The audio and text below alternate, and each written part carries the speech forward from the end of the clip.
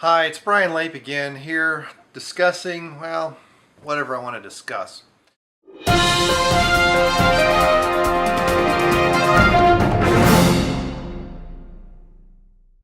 You know, about 18 years ago, maybe more than that, perhaps 19 years ago, maybe even 20, I don't remember exactly when. It was back in the days when I first started trying to do my own business. And I got involved in a very large multi-level marketing company.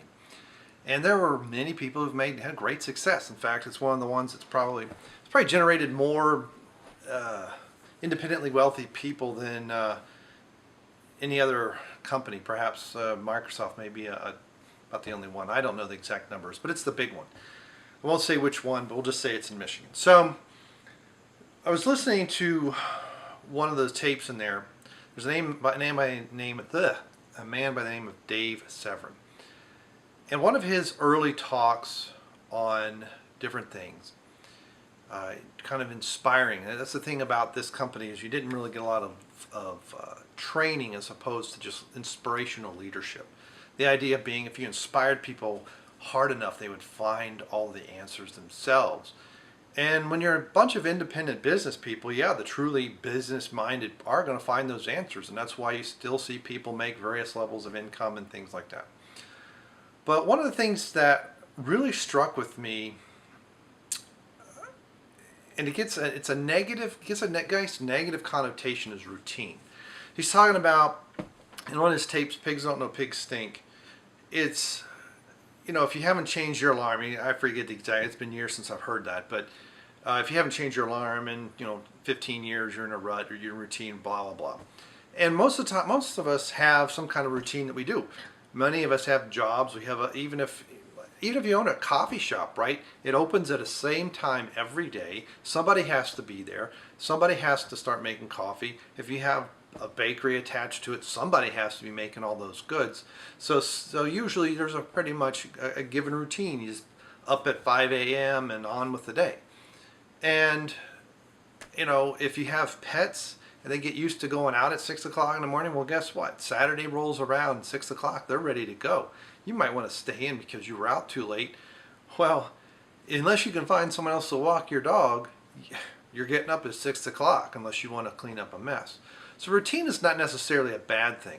In fact, one of the books that I'm going through right now is The Compound Effect by Darren Hardy. The name I always forget. I always think when I call his name Harris. Dave Harris, for some reason, I thought wrote this book, and I don't know why. I don't know who Dave Harris is. If you are Dave Harris, awesome. Write a comment down and say howdy. And let me know what book you wrote, because for some reason I think there's a Dave Harris that wrote it. Maybe there is. I don't know. This is a problem with reading about 3 or 4 books at once, is I can't keep them straight. And the thing about the compound effect is changing bad habits. See, good routines, well, they are what we want to have. And they are what we want to have be a part of us. If you're always up at a certain time so that you get to work on time, or you open your store on time, or you open your shop on time, or whatever, you are where you are expected to be on time. We'll just say that. Then that's a good routine, right? Bad habits that get in the way of that, staying out too late, eating too much, drinking too much, whatever they are things you want to try and eliminate. So routines aren't necessarily bad. But in this, you choose, this is an active book. You just don't read it and say, oh, that's great, oh, ooh. I mean, for instance, here on page 76, where I've dog-eared this, where I've got to go back, is to make a list of all the bad habits that sabotage your progress. And write them all down. Just be honest. And then one of these things, you probably think of a bunch, and the next day you think of another one or two. But anyway, mine is time. As you can tell by the rambling, I have a tendency to just waste time without even attempting to. I don't have to go out of my way to waste time. It's just part of who I am, unfortunately. And I'm not in a position where I can waste time. I don't have millions and millions and millions of dollars just sitting around getting me income and have wealth and all my things paid for. And I'm not a Kennedy. So one of the things that this little timer, this little kitchen timer, this little tailor made, in fact, let's try and cut this thing out in 2 minutes from now. I don't even know how long I've been rambling. This thing is unbelievable what it does for my time. assign a task. Let's say I'm going to do something for 20 minutes because that's how long I need to spend. Well, I use a timer to do it. And one of the things that I've started to get into, 2 routines in the morning, not 4, but 2. Okay. One is my physical success routine. And that requires some exercise and some other things and to get my body ready for the day. It is amazing. Here it is Saturday afternoon. I got up at 5:40ish, let the dogs out, well 5:30. Went back to bed at 6 because I was really tired. And you know what? I still am tired. You know why?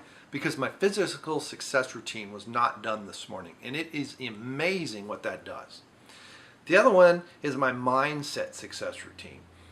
And that is to get your mind ready for the day. I don't care what it is you're doing, okay? I don't care if you are a bagger at some grocery store or you own a bank or a series of banks or you're a CEO for a multi-billion-dollar corporation. It doesn't matter. What matters is getting your mind ready for what is in store for your day. And part of that has a spiritual component, not necessarily religious, but there's kind of an acceptance of the universe as itself. That the universe has almost like it has a soul. Conversations with God is an interesting book on that subject. And then the other side is just your mental state, getting ready for the day. You got your mind, your body ready for the day. You did your physical work. You got the toxins and other things that have been building up all night. You got them bled out. Not literally, but you got them out of your system, and now you get your mind ready. Your mind's gotten some oxygen. That's the other thing that the exercise does, and I'll talk about that in some other videos. But your mental mindset is just as important, and get ready for your day, whatever it is. My 2 minutes are up from when I set that timer, so that means we're out of time. Until next time, this is Brian Lape, and we'll talk later. Thank you.